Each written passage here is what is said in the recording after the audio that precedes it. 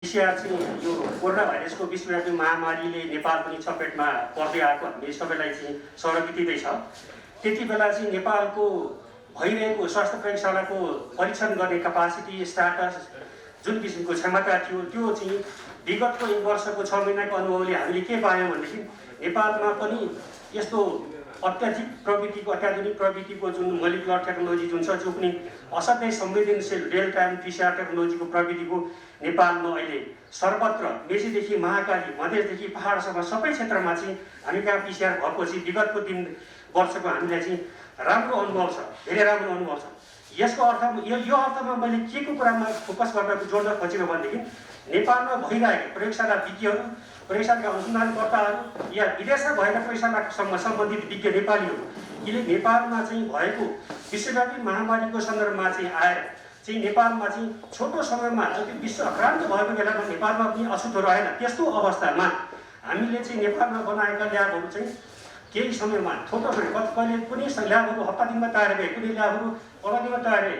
भन्नुको मेरो अर्थ के त भन्दा चाहिँ नेपालमा भएका प्रविधि विज्ञ साइन्टिस्टहरूले चाहिँ नेपालमा भइरहेका जनशक्तिले चाहिँ राम्रो स्तरीय काम गर्छ भन्ने कुरो चाहिँ विगतको वर्षको पहिलो महामारीमा हामीले देखिसकेका छौँ त्यो कुरा। र यसले चाहिँ म यसरी जोड्न चाहे कि नेपालमा चाहिँ प्रयोगशाला परीक्षण रिसर्च अनुसन्धानको प्रविधिलाई चाहिँ नेपालमा पनि यो दरसँगले चाहिँ सरकारी तर्फबाट अथवा प्राइभेट सेक्टरबाट सबै हिसाबले चाहिँ राम्रोसँग सहकार्य गर्दै लगियो भनेदेखि यो चाहिँ नेपालमा स्तरीय किसिमको प्रयोगशाला अनुसन्धान रिसर्च काम हुन सक्ने छ भन्ने कुरो विगतको कार्यले हामीलाई त्यो किसिमको प्रोत्साहन गर्यो। तर अहिले आएर दोस्रो प्रभावमा दोस्रो लहरमा चाहिँ आउँदाखेरि चाहिँ खास गरेर चाहिँ नेपालमा चाहिँ कोरोनाको नयाँ फेरि प्रकोप सुरु भयो। यो परिस्थितिमा अहिले जुन निश्चित सरकारी अथवा निजीमा निश्चितमा मात्रै भनेर चाहिँ प्राइभेट सेक्टर केही निश्चित प्राइभेट सेक्टरलाई चाहिँ मात्रै अनुमति दिएको र बाँकी रहेका जो एक क्याटेगोरीका ल्याबहरू नेपाल अधिराज्यभरिमा फैलिएर रहेका ल्याबहरू जुन छन् ती सबै ल्याबहरूमा जति क्षमता थिए जुन चाहिँ किसिमको चाहिँ शक्ति थियो, जनशक्ति थियो, जुन ऊर्जा थियो, जुन लगानी थियो, ती सबै कुराहरू के भयो भने बिचमा आएर एकाएक सपनाहाती चकाचुर भए जस्तो निरुत्साहित भएर गयो। यसले यसको प्रभाव के पर्यो भन्दाखेरि जुन प्रविधि जुन विकास भएको छ त्यो प्रविधिले चाहिँ नेपालमा अहिले यो महामारी बेलामा सबैतिर चाहिँ जानकारी हरेक किसिमको महामारीमा प्रकोपको एकदम बढेर आएको छ भनेदेखि यस्तो परिस्थितिमा सबै ठाउँमा चाहिँ सबैले जुन पूर्वाधार जुन किसिमको कामहरू भइरहेको ल्याबको अनुसन्धान काम गर्छ उनीहरूलाई चाहिँ सहकार्य गर्न नदिनाले के हो भने आम नागरिकले धेरै दुःख भएको छ, धेरै पीडा भएको छ। किनभनेदेखि थोरै मात्रामा प्रयोगशालामा परीक्षण गर्ने ल्याब दिँदाखेरि ती ल्याबमा चाहिँ हजारौँ मान्छेको लाइन छ, घन्टा बस्नुपर्छ। अब लाइनमा बस्ने कोही सङ्क्रमित भएका हुन्, कोही नभएका हुन् भनेपछि सङ्क्रमित भएकोबाट नभएको पनि मेरो सकिँदैन भन्ने मान्छे जाँदाखेरि त्यति बेला चाहिँ के हुन्छ भनेदेखि सर्ने चान्सेस त बढी हुन्छ एउटा पार्ट। दोस्रो प्राइभेट सेक्टरमा जुन लगानी भएको छ दुःखसँग लगानी गरेका छ प्रविधिहरू भित्रिएको छ भनेदेखि त्यस्तो बेलामा चाहिँ कस्तो भने त्यो बेलामा चाहिँ प्रविधिको चाहिँ मूल्याङ्कन भएन, अवमूल्यन भयो। साइन्सको विकास गरेर अनुसन्धान विकास गर्दा चाहिँ निरुत्साहित बन्यो। त्यस्तो गर्नु सरासरी यो चाहिँ नीतिगत र न्यायपूर्ण होइन एउटा कुरो। दोस्रो कुरो कसो भने अब अहिले आएर हेर्दाखेरि निश्चित प्रयोगशालाहरूबाट चाहिँ ल्याबमा चाहिँ परीक्षण गर्ने सेवा दिँदाखेरि चाहिँ हजुरको तपाईँको अब कति ठाउँमा हजारौँ मान्छेको लाइन छ भने बिहान परीक्षण गरेर बेलुका साँझ पुग्नुपर्ने छ भने ती व्यक्तिहरू ती यात्रीहरूले चाहिँ समयमा रिपोर्ट पाउन सक्दैन देखियो भने किनभने एउटा ल्याबमा हजारौँ परीक्षणको चाप भयो भनेदेखि त्यसमा त सबैले चाहिँ राइट टाइममा राइट रिपोर्ट त पाउन सक्दैन। त्यसले गर्दाखेरि यसले चाहिँ जति प्रयोगशालाहरू चाहिँ गुणस्तरीय छन्, जति पाएका छन् ती सबै प्रयोगशालाले चाहिँ यथाशीघ्र यो सिन्डिकेट प्रणाली हटाउनुपर्छ, सबैलाई चाहिँ काम गर्न अवसर दिनुपर्छ, प्रविधिको विकास गर्नलाई सबैले समानान्तर मौका हुनुपर्छ। नेपालमा अनुसन्धान गर्न सक्छ भन्ने कुरा प्रविधिको चाहिँ क्षमता छ भन्ने कुरो बाटोलाई चाहिँ खोल्नुपर्छ। त्यसले गर्दाखेरि चाहिँ समग्र पब्लिकले अहिले यो महामारीको बेलामा आफ्नो स्थानीय ठाउँमा चाहिँ टेस्ट गर्नलाई चाहिँ त्यसको रिपोर्ट पाउन समयमा रिपोर्ट पाउन समयमा आफ्नो व्यवस्थापन गर्न चाहिँ सजिलो हुन्छ। त्यस कारणले चाहिँ सम्पूर्ण दृष्टिकोणले जो परीक्षण गर्ने सेवादारीको दृष्टिकोणले विज्ञान र प्रविधिको इनोभेसन गर्ने दृष्टिकोणले अथवा त्यो मुलुकमा नेपालमा प्रयोगशाला परीक्षण र यसको अनुसन्धानको क्यापासिटीलाई चाहिँ विकास गर्ने प्रविधिको लागि चाहिँ यो सिन्डिकेट प्रणाली हट्नुपर्छ। यसमा सबैले जसको पूर्वाधार पुगेको छ त्यसलाई दिनुपर्छ। पूर्वाधार के कमी कमजोरी छ भने सरकारले यसलाई सघाउनुपर्छ, यसलाई चाहिँ प्रोत्साहन दिनुपर्छ। र नेपालमै यस्ता अनुसन्धान नेताहरू आजको आयो भोलि योभन्दा अरू कुनै बिरामी आउन सक्छ, त्यस्तो आउनेलाई चाहिँ हामीले चाहिँ प्रोत्साहन दिनुपर्छ। मिठो बनाइ यहाँको भनाइमा कुनै दम देखिएन, किनभने यहाँले प्रविधिको चरम दुरुपयोग गर्नुभएको छ तपाईँहरूले र पैसाको भरमा नेगेटिभ रिपोर्ट आउनेलाई पोजिटिभ आउनेलाई नेगेटिभ बनाएर नक्कली रिपोर्ट वितरण गरिरहनु भएको छ। तपाईँहरूमाथि प्रतिबन्ध नलागेको माथि प्रतिबन्ध लगाउने राज्य अहिले यो प्रश्नलाई म एकदम सहज स्वीकार गर्छु। यो प्रश्न अति सान्दर्भिक छ, यसलाई मैले एकदम राम्रो पोजिटिभली लिन्छु। यस प्रश्नमा म के भन्न चाहन्छु, हामी जो कोही प्रयोगशाला कर्मी चाहे विज्ञ, हामीले चाहिँ यदि यस्तो काम गरेका छौँ भनेदेखि प्रमाणसहित त्यस्तो पाएर दण्डनीय हुनुपर्छ। राज्यले तोकेको कानुन व्यवस्था दण्ड हुनुपर्छ। समाजको अस्ति मात्रै 4 वटा त्यो चाहिँ प्रमाणसहित प्रमाणीकरण हुने गर्ने काम राज्यले त्यो व्यवस्था दण्डको व्यवस्था जुन कानुनी व्यवस्था छ त्यो व्यवस्था हुनुपर्छ। मेरो भन्ने यस्तो अर्थ चाहिँ म आज निजीमा काम गर्छु, म कहीँ काम गर्छु भनेदेखि मैले विशुद्ध रूपले पैसाको लागि अथवा चाहिँ जाँचै नजातिकन दिने भन्ने कुरो चाहिँ यस्तो प्रसङ्ग आउँदैन। चाहे मैले त्यो काम गरेँ म दण्डित हुनुपर्छ। कुनै पनि प्राइभेटले चाहिँ धन कमाउने उद्देश्यले नि यो चाहिँ नजाति दिने भनेको चाहिँ यो मेरो जीवनमा अहिलेसम्म सुने पनि गराएको पनि छैन। यस्तो यदि गरियो भने यसलाई दण्डनीय हो। अहिले तपाईँले पनि गर्नु भएन होला त, गर्नेहरू चाहिँ यहाँ बिगबिगी देखियो नि त। त्यो बिगबिगी नियन्त्रण गर्न राज्यले एक किसिमको कडाइ गर्नु त स्वाभाविक हो नि। त्यसलाई तपाईँले स्वागत गर्नुपर्छ। त्यसलाई हामीले एकदम स्वागत गरेका छौँ, एकदमै स्वागत गरेका छौँ। हामीले यदि हाम्रो प्रयोगशाला विज्ञको क्षेत्रबाट कहीँ चाहिँ अन्जानमा चाहिँ जाँच्दै नजाँचिकन रिपोर्ट दिएका छौँ या चाहिँ कमसल प्रविधिको विकास गरेका छौँ या कुनै चाहिँ त्रुटि भएको छ भने त्यो त्रुटि तुरुन्तै करेक्सन गर्नुपर्छ र दण्डको बाटोमा चाहिँ सहज दण्ड भोग्नुपर्छ। त्यो दण्ड लिनुपर्छ, दण्ड स्वीकार्य हुन्छ। तर के छ भने यसको साथसाथै अर्को पनि के हुनुपर्छ भने प्राइभेट सेक्टर या कुनै सेक्टर कुनै पनि इन्स्टिच्युट छ भने त्यो इन्स्टिच्युटलाई चाहिँ सरकारले गभर्मेन्टले रेगुलर मोनिटरिङ गर्नुपर्छ र यही कुरा त्रुटि छ भने त्यसलाई चाहिँ करेक्सन गर यसो गर भनेर चाहिँ त्यो सचेतन सल्लाह इन्करेजमेन्ट गर्नुपर्छ। दोहोरो चाहिँ हुनुपर्छ। मेरो यसमा तपाईँको आफ्नो ल्याबको विषयमा भन्नुहोस् न। त्यो ल्याब स्थापना गर्नलाई कति पैसा लगानी गर्नु भएको थियो होइन? त्यसपछि एक दिनमा तपाईँको ल्याबको क्यापेसिटी कति हो? कतिजनाको पिसिआर टेस्ट गर्न सक्छ र कति घन्टामा रिपोर्ट दिन सक्छ तपाईँको ल्याबले? म अहिले तत्काल central diagnostic and research centre Kamal पोखरीमा आबद्ध छु एज ए कन्सल्टेन्ट एक्सपर्टको रूपले। र त्यो ल्याब लगभग सुरुमा हामीले 4 देखि 4.5 करोड चाहिँ लगानीमा सुरु गरेको। पछि फेरि विस्तारित गर्दाखेरि यो पिसिआर थप्दाखेरि हामी 6 करोड बाँकी पुगेका छौँ, लगानी त्यसमा पुगेका छ। एउटा भयो। दोस्रो कुरो अहिलेको परिस्थितिमा हिजोको पनि वर्षको परिस्थितिमा हामीले चाहिँ 700-800सम्म हामीले रन गरेका छौँ पिसिआर र हाम्रो क्यापासिटी 1000सम्म हामी रन गर्न दिन सक्छौँ। हामी 24 घण्टा हाम्रो क्यापासिटी त्यतिसम्म छ है। र अब अहिले चाहिँ दैनिक रूपले हामीले चाहिँ परिस्थिति गर्नाले चाहिँ अब त्यो चिजहरू चाहिँ हामीले अझै बढाउन सक्छौँ जति निड बोझ र अर्को कुरो दर के अरे राजस्वको कुरामा शुल्कको कुरामा सरकारले जे तोकेको छ हामीले त्यही लिन्छौँ। त्योभन्दा 1 पैसा दिँदैन। जस्तै सरकारले पछिल्लो समयमा 2000 भनेको छ प्रति देशमा, 2000 हामीले 2000 नै लिन्छौँ। त्योभन्दा 1 रुपियाँ दिँदैन। अहिले आएर विषय त अहिले हामीले चाहिँ केही महिना अगाडिदेखि हामीले चाहिँ 2000 मा पनि कोही व्यक्तिलाई चाहिँ हामीले चाहिँ कोही व्यक्ति आउनुहुन्छ चुक्न हामी 200 रुपियाँ छोडिदिन्छौँ। 200 रुपियाँ हामीले 200 रुपियाँ 1800 दिन्छौँ। त्योभन्दा बढी हामीले 1 रुपियाँ चार्ज गर्नु। सरकारले तोकेको भन्दा 1 रुपियाँ चार्ज गर्नु। त्यसमा तपाईँले अहिलेसम्म ल्याबमा गरेका परीक्षणहरूमध्येमा त्यस्तो कुनै त्रुटिहरू आएको समस्याहरू के छ?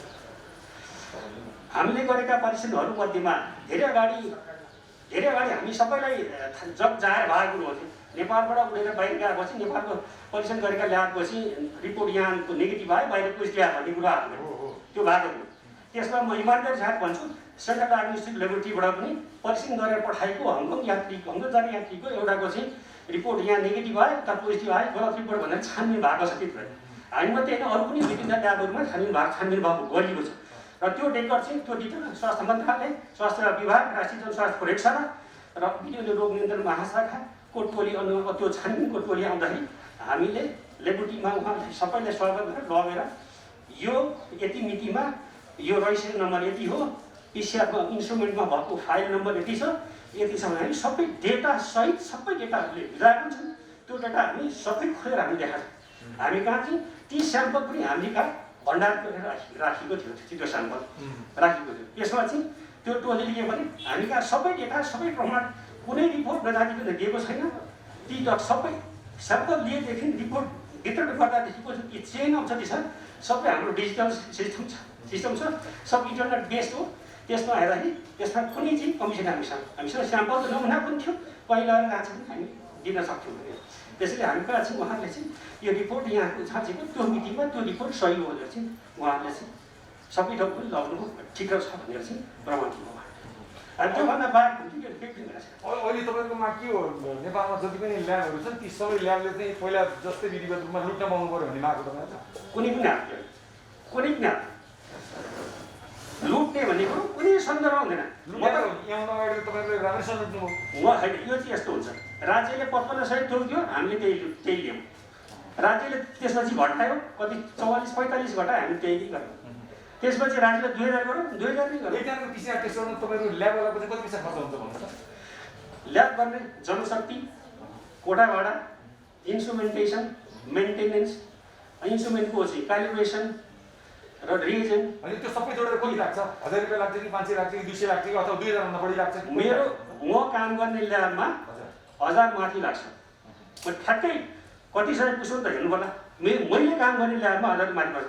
म एज ए विज्ञानको विद्यार्थी भएको नाताले र सिस्टममा पनि म 30 वर्ष काम गर्ने नाताले म अहिले पनि र भोलिको दिनमा म के भने यदि मलाई एज ए विज्ञको हिसाबले कुनै रिपोर्टमाथि शङ्का लाग्यो भने म अर्को स्याम्पल भन्छु, अर्को स्याम्पल लिन दिन्छु, अनि मात्रै रिपोर्ट गर्छु। तपाईँको रिपोर्ट आयो, रिपोर्टबाट चित्त बुझ्छ छैन, मेरो अन्तरात्माले चित्त बुझ्यो भने रिपोर्ट डेलिभरी गर्थेन। अहिलेसम्म न संस्था बस्दा काम गर्यो न प्राइभेट काम गर्यो, त्यो कुनै हात गर्यो।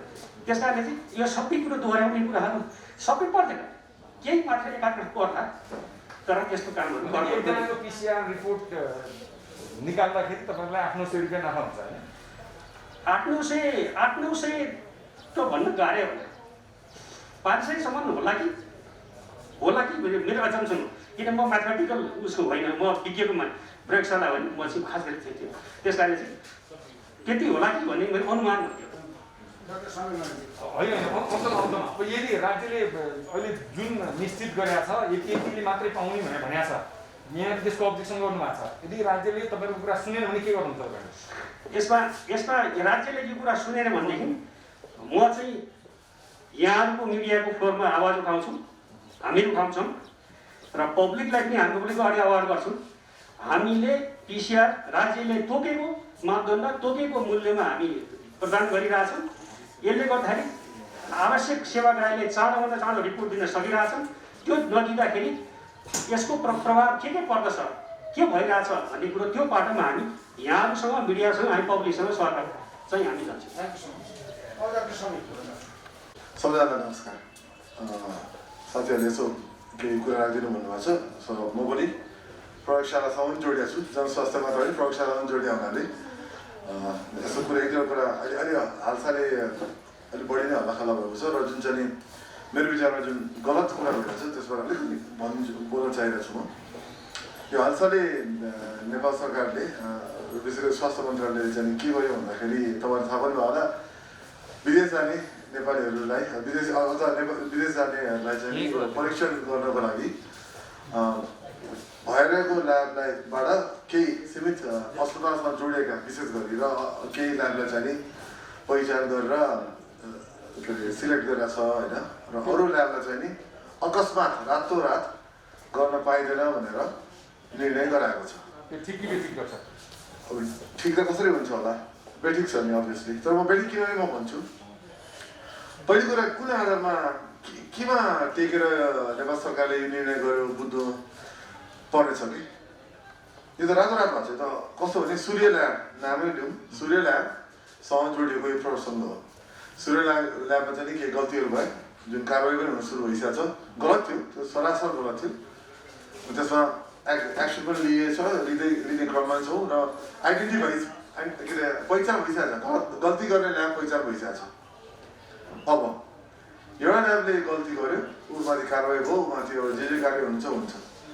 त्यो प्रसङ्गलाई लिएर अकस्मात अन्य ल्याब क ख गको मतलब होइन काम गरिरहेको बिना गुनासो राम्रोसँग काम गरेर नतिजा राम्रो दिइरहेको र आम नागरिकलाई सेवा दिइरहेको त्यति मात्र होइन नेपाल सरकारबाट मान्यता प्राप्त ल्याब एनपिएच जनस्वास्थ्य प्रयोगशालाले त मान्यता दियो नि त परीक्षण गरे हुन्छ भनेर मान्यता दियो नि त पोर्टलले अकस्मात यो कसरी अयोग्य भयो विदेश जाने यात्रीहरूको लागि परीक्षण गर्नको लागि पहिलो कुरो र त्यो गर्नलाई केले प्रेरित गर्दा यस्तो कुरा हामीले प्रश्न सोध्नुपर्ने हुन्छ केले प्रेरित गर्यो भयो के कसरी रातोरात यसरी रोक्यो भन्ने कुरा चाहिँ नि म त प्रयोगशालासँग जोडेको छु नै तर एउटा जनस्वास्थ्यमा काम गर्ने मान्छे र नागरिकको हिसाबले मैले सोध्न चाहिरहेको छु र अर्को कुरा तपाईँलाई भनिदिनु जुन सीमित अस्पतालमा लाई त्यो अनुमति दिइएको छ त्यहाँ बाहिरको लाइनहरूमा छ तपाईँले त्यहाँ अहिले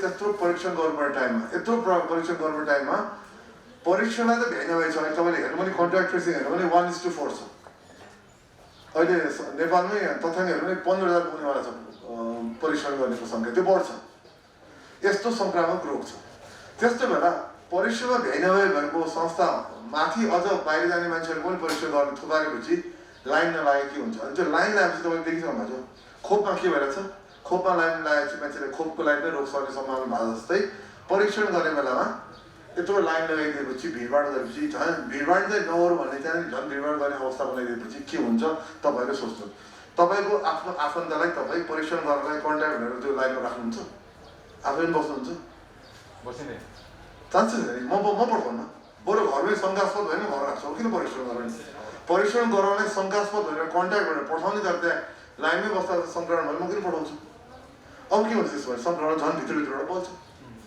फेरि नेपाल सरकारले बुद्धि नभए कि बुद्धि कसैले गलत बुद्धि दियो मैले बुझ्न चाहन्छु यस्तो कुरा कि मैले भन्नु खोजेको यो जोडिएको छ कि ल्याबलाई कम गरेर झन् ल्याब बढाउँदैन अहिले त म त के भन्छु अझ अरू ल्याब पनि स्वीकृति दिनु झन् ल्याब बढाउँ लाइन घटाउँ कि खोपको लागि केन्द्रहरू बढाउनु भने जस्तै हो जब जे कुरा कुण्ठित गरिन्छ सीमित गरिन्छ नि त्यहाँ भिडभाड बढ्छ कि अनि सङ्क्रमण बढ्ने सम्भावना हुन्छ त्यसले गर्दा यो कुरा एकदमै जरुरी छ मलाई मैले आज हामी साथीहरूसँग कुरा गर्दैछु यो कुरा भन्नु एकदम जरुरी छ र केही सीमित प्रयोगशाला अथवा केही सीमित अस्पतालहरूको मिलेमत्वमा यस्तो निर्णय आएको हो कि भने शङ्का गर्ने ठाउँ छ पुष्टि गर्न सक्दैन हामीहरू यो कुरा चाहिँ मिडियाबाट अगाडि जानु पऱ्यो र स्वास्थ्य मन्त्रालयलाई सोध्नुपर्ने अवस्था आयो कि यो के हो कसको यस्तो हात छ कसले यस्तो निर्णय दिइरहेछ कसको विज्ञतामा अथवा कसको एडभाइसमा कसको सुझावमा यस्तो कुरा भइरहेछ त्यो चाहिँ म यहीँबाट सोध्न चाहन्छु स्वास्थ्य मन्त्रालयलाई कि कसले गरेर चाहिँ यस्तो नचाहिने निर्णय भोलि सङ्क्रमण बढ्यो भने उहाँहरूले जिम्मेवारी हुन्छ परीक्षण गर्नलाई लाइन बस्नुपर्ने अवस्था पराइदिनु पर्यो उहाँहरूले मजाले जिम्मेवारी हुन्छ र त्यसको जवाब चाहिँ स्वास्थ्य मन्त्रालयले नै दिनुपर्छ र अहिले चाहिँ सङ्क्रमण घटाउनु पर्ने ठाउँमा पढाएकोमा म चाहिँ यसको एकदमै विरोध गर्छु र कुनै पनि हिसाबले जनस्वास्थ्य हिसाबले विज्ञानको हिसाबले कुनै पनि हिसाबले नैतिकताको हिसाबले यसरी भिडभाड बढाउने काम चाहिँ गर्नु हुँदैन र परीक्षण बढाउनु पर्छ परीक्षणको दायरा बढाउनु पर्छ अहिले परीक्षण बढाउने टाइम हो यो कुण्ठित गर्ने टाइम अवश्य पनि होइन मैले त्यति भन्न चाहेँ अहिलेलाई यतिमै रोक्छु म धन्यवाद डाक्टर साहब यहाँ त विज्ञ पनि हो यो परिस्थितिले उत्पन्न हुन सक्ने सम्भावित अवस्था के देख्नुहुन्छ यहाँ भर्खर भने तपाईँ उदाहरण दिनु अहिले खोपमा के भन्छ मान्छेहरू खोप दिन किन गइरहेको छ थाहा छ डराइरहेको छ त्यो लाइनमा बस्यो भने एउटा तपाईँलाई घाममा बसेर स्ट्रोक होला भने डर होइन दोस्रो त्यो खोपको लाइनमा मलाई अरू सम्भावित सङ्क्रमणले एसिम्टोमेटिक पनि त हुनसक्छ नि साथी भने के गर्ने मास्क लाउँ होला त कहिले कहिले मास्क खुल्दा नि त मेरो अहिले लुज भइरहेको छ होइन अनि त्यस्तै गरी परीक्षणको लागि लाइन बसिरहेको छ भने हेर्न जानुहोस् तपाईँले त्यो जुन ठुल्ठुला हस्पिटल जसले अहिले एक्स्ट्रा काम लिइरहनु भएको छ त्यहाँ लाइन छ मलाई थाहा छ नाम लिन 2 दिन अस्पतालमा बाहिरसम्म लाइन पुगेर सुनेको छु मैले अरू लाइन नआए पनि भित्रभित्र भिडभाड छ मान्छे खतरा छ मेरो पालो कहिले आउँछ भनेर परीक्षण गर्दा त्यो भयो त्यो भने के हुन्छ परीक्षणको लागि खोपको लागि लाइन बस्न साथै सङ्क्रमण बढ्छ नि भिडभाड नहोस् भनेर राज्यले तपाईँ कुन अस्पतालमा हेर्नुहुन्छ कहाँ 25जनाको भन्दा कम अथवा 10जना भन्दा कम राखेको देख्नु छ कति लाइनले त्यहाँ भिडभाड छ भने यस्तो कुरा भइरहेछ यो उतापट्टि भिडभाड नभएर आम नागरिकलाई एकदम अप्ठ्यारो पारिदिने भिडभाड नभएर यातायात बन्द गर्ने यताउता गर्ने उता चाहिँ त्यही सेवा लिन जाने नेपालीलाई चाहिँ भिडभाड गराएर झन् सङ्क्रमणको के अरे मुहारमा हालिदिने मुखमा हालिदिने कहाँसम्मको गैर जिम्मेवारी पाउनु यो कसले दिन्छ मैले कसले तपाईँले जवाब दिएँ नि मैले मेरो आफ्नो चाहिँ कसले दिन्छ यस्तो मूर्ख सुझाव नि नेपाल सरकारलाई विशेष गरी स्वास्थ्य मन्त्रालयले कहाँ आउँछ यो रातरात त्यस्तो आइडियाहरू? यसको पछाडिको कारण के हो त्यो पनि पर्छ। यो सबै के मेडिकल माफियाहरूको सेटिङमा यस्तो भइरहेको छ भनेर बुझ्दा अन्यथा हुन्छ कि स्वाभाविक होइन त्यो शब्दावली र त्यो बुझाइ मलाई थाहा हुँदैन होइन, तर मैले भन्नु खोजेको केही त छ। नत्र म यसमा त अर्को किसिमले जवाब दिन्छु। अहिले थुप्रै प्रयोगशालाहरू छन् जसले नेपाल सरकारबाट मान्यता प्राप्त छ, मान्यता प्राप्त राम्रै सेवा दिएर त्यत्रो प्रयोगशालाहरू छन्। आम नागरिकलाई दिने त हुने रे, आम नागरिकलाई दिनहुँ परीक्षण गरेर नतिजा दिनु हुने रे। अकस्मात विदेशमा जाने केही ल्याबको लागि चाहिँ फेरि यो उही ल्याब चाहिँ अयोग्य रे भनेपछि कोही न कोही कुरो संलग्नता देखियो नि त। के सबै नागरिकलाई हुँदैन यो प्रयोगशाला सबै खतम छ सबैलाई रोक्दै भने पनि हामी लजिक बुझाउन ट्राई गर्थ्यौँ। कोहीलाई हुने, कोहीलाई नहुने, कोहीलाई काखा, कोहीलाई पाखा, यो के हुँदैन? यसो त त्यसै हुँदैन कि। हाम्रो नेपालको हाम्रो इतिहास हेर्ने भने हरेक क्षेत्र हेर्ने भने जहाँ आगो छ, जहाँ धुवा छ त्यहाँ कतै न कतै आगो हुन्छ भन्छ नि। सो त्यो केही न केही त छ, जरुरी छ, तर पुष्टि गर्न गाह्रो छ। हामी कसरी पुष्टि गर्ने? शङ्का गर्ने बाटो अवश्य छ। जनस्तरमा एउटा चिन्ता र चासोको विषय अहिले भयावह रूपमा फैलिएको छ कि नेपाल पनि अब भारतमा जे अवस्था छ त्यही अवस्थामा जाँदैछ भन्ने जनमानसमा त्यो किसिमको आतङ्क छ। यहाँलाई त्यस्तो लाग्दैन पर्छ होइन? तपाईँ भारत अनि भारतका कुन चाहिँ ठाउँले विचार गर्नु जरुरी छ कि भारतलाई समग्रमा लिने कि महाराष्ट्रलाई लिने कि उत्तर प्रदेशलाई लिने कि बिहारलाई लिने कि होइन केरलालाई लिने कि त्यो हेर्नु जरुरी छ। हामीले यसरी हेर्नुपर्छ। जनसङ्ख्या धेरै ठाउँमा झन् धेरै फैलिन्छ, जनसङ्ख्या थोरैमा थोरै फैलिन्छ, त्यो त हामीले थाहा भएको कुरो हो। उत्तर प्रदेश बिहारमा जे भइरहेछ हामीलाई हुने सम्भावना छ र अहिले कुसम उठि नै रहेछ। तर स्मरण होस् उत्तर प्रदेश बिहारको तुलनामा के अरे महाराष्ट्र धेरै नराम्रो अवस्थामा छ, केरला नराम्रो अवस्थामा छ होइन। सो हामीले ध्यान दियौँ, भिडभाड गरेनौँ, मास्क लगायौँ, यी सबै परीक्षणलाई बढायौँ, परीक्षणलाई चुस्त दुरुस्त बनायौँ, भ्याक्सिनेसनलाई निरन्तरता दियौँ भने त्यो अवस्थामा नहोला। तर गरेनौँ, नागरिकले आफ्नो जिम्मेवारी पालन गर्नु भएन, मास्क लगाउनु भएन, परीक्षण गर्नु भएन भने चाहिँ यो अवस्था नहोला। कमसेकम महाराष्ट्र जस्तो हुन नसक्ला भन्न सकिन्न। अहिलेसम्म महाराष्ट्रको अवस्था पुगेको छैनौँ, अहिले हामी बिहारतिरको अवस्थामा छौँ। तर ध्यान दिएन भने त्यो पुग्न सक्छ। त्यसले गर्दा अहिले हामी सबैले आफ्नो जिम्मेवारी पुरा गर्नु जरुरी छ। अब गर्ने चाहिँ के जनताले के गर्ने? जनताले हेर्नुहोस् न, गरौँ त्यही हो मुख्य कुरा। मास्क र दूरी गर्नै पऱ्यो, भिडभाड गर्नु भएन होइन। र भिडभाड गर्ने अवस्थामा जानु पनि भएन कि अब म फेरि पनि परीक्षण र खोपलाई जोड्न चाहेँ कि म खोप लाऊ भन्ने मान्छे हो कि। म त हरेक आफ्नो अगाडि जुन खोप छ त्यही लाउँ भन्छु कि। यो कुन राम्रो कुन नराम्रो भन्दिनँ कि म। अहिलेको अवस्थामा आफ्नो अगाडि जुन खोप छ नेपाल सरकारले ल्याएको त्यो लाऊ भन्छु कि। लगाइसकेँ होइन, मैले अगरबत्तीमै ल्याब सञ्चालन पनि भयो। अनि त्यो हो कि। त्यसै गरी परीक्षण पनि म के हुन्छ, तपाईँले शङ्का लाग्यो भने मास्क र दूरी त छँदैछ, त्यो भनेको प्रिभेन्सन हो। तर जहाँसम्म रोगको कुरा छ, आफूलाई शङ्का लाग्यो भने गएर परीक्षण गरिहाल्नु भन्छु कि म। परीक्षण गर्नुपर्ने कारण छ कि तपाईँमा यदि सङ्क्रमण भइहाल्यो र तपाईँले थाहा पाइहाल्नु भने बाँकी 4-5 जनालाई बचाउन सक्छौँ कि सर्दैन नि। सर्न आइसोलेट हुन्छ नि त। जसरी भारतीय नाकाबाट आउनेहरूलाई पनि सकेसम्म छिटो परीक्षण गरौँ भनेको कारण त्यो हो नि त। नाकामा अथवा स्थानीय स्तरमा परीक्षण गर्नु भनेको कारण त्यही हो। सो परीक्षणको भूमिका एकदम महत्त्वपूर्ण छ कि। तर त्यो गर्ने क्रममा यसरी भिडभाड गर्ने अवस्था आइन्छ नि फेरि नागरिकलाई जे नगर्यो भने चाहिँ त्यही गरौँ भन्नुपर्ने हुन्छ क्या। यता परीक्षण गरेर खोप लाऊ भन्नुपर्ने, उता चाहिँ यत्रो भिडभाडमा नजाऊ भन्नुपर्ने हुन्छ है। यस्तो अवस्था जटिल अवस्था चाहिँ राज्यको आफ्नै मूर्ख निर्णयले यो अवस्था निम्त्याउनु जरुरी छ। यही एकजना विज्ञ पनि भएको हिसाबले मैले जान्न चाहेको चाहिँ जस्तै मैले डबल डोज लगाइसकेको छु, अर्को एकजनाले कुनै पनि डोज लगाउनु भएको छैन भने त्यो नलगाएको मानिसमा सङ्क्रमण हुने सम्भावना र लगाएको मान्छेमा सङ्क्रमण हुने सम्भावना के फरक हुन्छ? सङ्क्रमणको सम्भावना उस्तै नै हुन्छ अहिलेसम्मको तथ्याङ्कले अनुसार। विज्ञानले चाहिँ के भन्छ, विज्ञानले भन्छ चाहिँ खोप लागेको व्यक्तिमा सङ्क्रमण चाहिँ थोरै मात्रामा हुन्छ भन्छ विज्ञानले। तर जहाँसम्म कोभिडको कुरा चाहिँ हामीलाई थाहा छैन, किनभने अनुसन्धान अझ पनि भइरहेछ। तर एउटा कुरा चाहिँ प्रश्न छ, सङ्क्रमण हुने सम्भावना उत्तिकै भए तापनि त्यो सङ्क्रमणबाट उत्पन्न हुने जटिल अवस्था चाहिँ खोप लागेको मान्छेमा हुँदैन। त्यो पुष्टि भइसक्यो। इनफ्याक्ट भर्खर भारतबाट आएको तथ्याङ्क, बेलायतबाट आएको तथ्याङ्कले त सङ्क्रमण भएको मान्छे र खोप लागेको नलागेकोमा त आकाश पातालको फरक छ। 90% भन्दा बढी सम्भावना चाहिँ कडा रोगको सम्भावना जान्छ। भनेपछि यस्तो अवस्था छ। खोप त लाउनै पर्छ। खोप लागेपछि दोस्रो डोज लागेको व्यक्ति चाहे त्यो कोभिसिल्ड होस् चाहे त्यो भेरिसेल होस्, दोस्रो डोज लागेको 2 हप्ता पछाडिदेखि राम्रो प्रोटेक्सन दिन्छ। एन्टिबडी उत्पन्न हुन्छ, हाम्रो मेमोरी सेल भन्छ त्यो उत्पन्न हुन्छ, त्यो रेडी हुन्छ। त्यसले चाहिँ कडा रोग लाग्नुबाट एकदमै राम्रोसँग बचाउँछ र मृत्युबाट झनै बचाउँछ। त्यो संसारको तथ्याङ्क देखाउन थालिसक्यो। नेपाल गभर्मेन्टलाई यहाँको सुझाव के छ त? होइन मेरो सुझाव भयो जहाँसम्म आजको छलफलको विषय छ यो परीक्षामा यस्तो यो चलखेल नगरौँ, चलखेल गर्ने समय होइन यो। अहिले भनेको नेपाली नागरिकलाई सजिलो र सुलभ र छिटोभन्दा छिटो परीक्षण गर्ने वातावरण बनाइदिने हो। त्यो हाम्रो हातमा छ। भ्याक्सिन पनि दिनु हो हाम्रो हातमा नहोला त्यो, तर परीक्षण त हाम्रो हातमा छ। यत्रो पूर्वाधार छ, यत्रो जनशक्ति छ, 1 वर्ष भइसक्यो राम्रोसँग गरेको। जसले गलत गर्छ उसलाई कारवाही गरौँ, जसले गलत गरेको छैन उसलाई कारवाही नगरौँ, उसलाई पुरस्कार गरौँ। बरु पुरस्कार गरौँ नि, त्यो काम गरौँ भनेर यत्रो पुरस्कार दिन्छ। प्रयोगशालामा राम्रो काम गर्ने मान्छेले कसले पुरस्कार पाएछ? यत्रो जीवन बचाए। एकजनालाई परीक्षण गरेर पुष्टि हुन सक्छ, 4 जना 5 जनाको जीवन बचेको अथवा ज्यान बचेको हामी विचार गर्न सक्छौँ भने चाहिँ राज्यले परीक्षणलाई एकदम ध्यान दियो, परीक्षणलाई सस्तो सजिलो र एकदम सेफ सुरक्षित बनाऊ र यो अहिलेसम्म भएका जहाँ जहाँ गल्ती छ तिनीहरूलाई सुधारौँ, तिनीहरूलाई सपारौँ, गल्ती गरेरलाई समातौँ। तर अरूमाथि यसो कारवाही गर्ने नयाँ नयाँ नियम बनाएर नागरिकको सेवा पाउनुपर्ने हकबाट वञ्चित नगरौँ। यसबाट परिणाम एकदमै नराम्रो हुन्छ। त्यसको जिम्मेवार चाहिँ स्वास्थ्य मन्त्रालयले नै लिनुपर्छ। डाक्टर साहब, यो अहिले 16 गतेदेखि जुन लकडाउन सुरु गरिरहेको छ, यसले चेन ब्रेक गर्छ त? यसले तत्काल गर्दैन।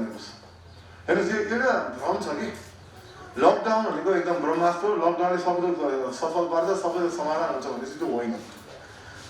तपाईँले यो लकडाउन किन गरिन्छ बुझ्नु जरुरी छ कि लकडाउन किन गरिन्छ? दुईवटा कारण छ। एउटा चाहिँ सङ्क्रमणको त्यो व्यापकतालाई कन्ट्रोल गर्नलाई हो, अर्को चाहिँ अस्पतालमा कडा सङ्क्रमित आउने चाप कन्ट्रोल गर्नलाई हो। त्यो दुईवटा हो, त्यो दुई एकाअर्कासँग जोडिएको छ। त्यो हुनको लागि कम्तीमा पनि अहिले हिसाबले त्यो इन्फेक्ट त्यो सङ्क्रमण दरमा पनि भन्नुपर्छ 1 देखि 2 महिना लाग्छ। के यसो के फरक देखिनुलाई, भिन्नता देखिनुलाई यसको त हामीलाई थाहा नै छैन। र हामीले असफल लकडाउन त पोहोर साल देखिहाल्यौँ 4 महिनाको। इनफेक्ट लकडाउन हुँदै गर्दा झन् बढ्न थाल्यो होइन। त्यसले गर्दाखेरि म फेरि के भन्छु भने यसको विकल्प छ कि नागरिकमाथि विश्वास गरेर हामी आफै त्यो अनुशासित चाहिँ हुनुपर्छ। हामी अनुशासित हुने भने लकडाउन चाहिँदैन भन्छु म। यसरी मास्क लाउने, दूरी काम गर्ने, जुन हामीले यसरी गऱ्यो भने सर्दैन कि। यो त एउटा मान्छे अर्को मान्छे सर्न मात्रै पुगेन, मान्छे थुन्नै पर्छ भने छैन नि। तर तपाईँले भनेको प्रश्नको जवाब चाहिँ नि त्यो हेर्नलाई समय लाग्छ। हेर्नुहोस् यो जुन 10 दिन 15 दिन भनेर बढाउँदै जान्छ, राज्यको काम त सजिलो बढाउँदै जान्छ। यसो 15 दिन गऱ्यो, फेरि 1 हप्ता गऱ्यो, 3 हप्ता गऱ्यो, फेरि 4 हप्ता गऱ्यो, 2 महिना गऱ्यो, 3 महिना गर्ने सोच जस्तो लागेको छ। एकदमै सजिलो मान्छेलाई घरभित्र थुन्यो। त त्यसको अन्य नकारात्मक प्रभाव कति हुन्छ भन्ने कुरा पोहोर साल देखाइदियो। फेरि रिपिट गर्न आएको छ। परीक्षणमा त्यही गल्ती रिपिट गरिरहेछ, यो समाधानमा रिपिट गरिरहेछ। यो तपाईँले सोचेको प्रश्न चाहिँ नि तत्काल यसले समाधान चाहिँ दिनेवाला छैन। हामी कुर्नुपर्छ, 2-3 महिना कुर्नुपर्ने हुन्छ। त्यो 2-3 महिना हामी कुर्न तयार छ कि छैन लकडाउनमा बसेर, त्यो हामी नागरिकलाई प्रश्न हो। म लकडाउनको विपक्षमा कसरी कुन हिसाबले छु भन्दाखेरि पहिले अरू विकल्प पनि ट्राई गरौँ। हामीले अनुशासन नागरिकलाई कडा गरेर कानुनी प्रक्रिया चलाएर अनुशासित गर्ने त ट्राई नै गरेन नि त। हो भन्यो मैले लगाइदिनु होला, अनुरोध गरिन्छ, सुझाव दिन्छ भन्यो। लकडाउन त अनुरोध सुझावमा चल्दैन नि। लकडाउन त भोलि पुलिसले ठटाउन आउँछ। त्यही कुरा नागरिकलाई सडकमा हिँड्ने नागरिकलाई मास्क लगाइदिनुहोस् भने किन लगाइदिनुहोस्, कानुनी प्रक्रिया गर्छु अथवा दूरी किन गरे ठटाउँछु, के अरे भिडभाड गरिस् भने त्यो प्रक्रिया ट्राई गर्नु न, गरेन नि त। त्यो चाहिँ नगर्ने सोझै लकडाउन गर्दा म त्यसको विपक्षमै छु। हो तर यदि यो पहिलो पहल मास्क लगाउने, दूरी कायम गर्ने पहल पहिले सुरु गरेर त्यो फेल खायो भने चाहिँ हो नागरिकले जे गर्दा पनि मान्दा रहन्छ भनेर त्यो त्यतातिर जान्छ। नागरिकमाथि अलिकति विश्वास गरौँ न, नागरिकमाथि अलिकति विश्वास गरौँ, नागरिकमाथि आदर गरौँ। हाम्रो नेपाली नागरिक पनि चेतनशील छ भनेर पत्याउँ, विश्वास गरौँ। अनि हेरौँ न भन्न थाल्छ कि 2 महिनामा यसरी नै लकडाउनले गर्न सकेको कुरा यसैले गर्छ कि नागरिकलाई दुःख नदिनु पर्यो। त्यसले गर्दाखेरि तरिकाहरू छन्, हामीले त्यो तरिकातिर हेर्नै चाहिरहेको छैन। हामी खालि सम्झा सजिलो, राज्यलाई सजिलो, नागरिकलाई सजिलो होइन। राज्यले आफूलाई सजिलो गर्नलाई र नागरिकलाई गाह्रो गर्न लकडाउन गर्छ। नागरिकको स्तरबाट गऱ्यो भने त नागरिकले आफूलाई सजिलो पारिदिन गर्न सक्छ नि त। त्यसले त्यो त्यतातिर जान जरुरी हुन्छ जस्तो लाग्छ मलाई। यो 1 वर्षमा सरकारले के गरे जस्तो लाग्छ हजुरलाई? के हजुरको आफ्नो विज्ञताको हिसाबले के भन्नु? होइन राम्रो काम पनि गरेको छ, होइन राम्रो काम त खोप ल्याए।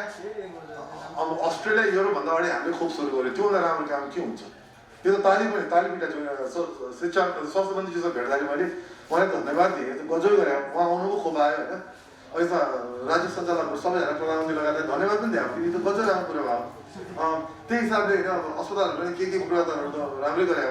तर के भने हामीहरू म चाहिँ नागरिकलाई दोष चाहिँ कहाँ दिन्छु भने हामीले मास्कहरू फुगाल्ने र यो दूरी नगर्ने त हामी दोष हो अब आन्दोलनमा किन जानु पर्थ्यो प्रदर्शनमा किन जानु पर्थ्यो जात्रामा किन जानु पर्थ्यो नगर्नु त हुन्थ्यो नि कसैले खाँदिने बेलालाई जात भनेको छैन नि तर गर्नु त्यो त हाम्रो दोष हो तर नेताहरूले पनि गल्ती गरेर अब त्यसले गर्दा कसरी यहाँ चाहिँ राज्यले के गर्यो भन्दाखेरि हामी इन्डिभिजुअल र नेताहरू हामीले के गर्यो भन्ने प्रश्न होला राज्यले त कहिले मास्क फुगाल भनेको छैन हामीलाई दूरी काम नगर भनेको छैन तर हामीले त मानेनौँ नि त त्यसै गरी अब नेताहरूले आफ्नै तरिकाले गइदिनु भयो भेलामा गइदिनु भयो उद्घाटनमा गइदिनु भयो जानु पर्थ्यो पर्दैन थियो नि त पछि यसरी हेर्नुपर्छ कि राज्यले के गर्यो भन्दाखेरि मान्छे इन्डिभिजुअलले के गर्यो पब्लिक फिगरले के गरे समाजमा चिरपरिचित नामहरूले के गरे के गर्नु पर्थ्योमा जानुपर्छ र राज्यले चाहिँ गल्ती ठुलो गल्ती चाहिँ कहाँ गर्यो भन्दाखेरि यो दोस्रो लगाउन आउन सक्छ किन हामी भारतलाई फलो गर्नुपर्ने भन्दाखेरि भारतमा के भएर हेर्नु पर्थ्यो यो सर्भेलेन्स भन्छ नि परीक्षणलाई एकदम निरन्तरता दिनु पऱ्यो त्यसमा एकदमै छुट्यो परीक्षण त गरिरहनु पर्थ्यो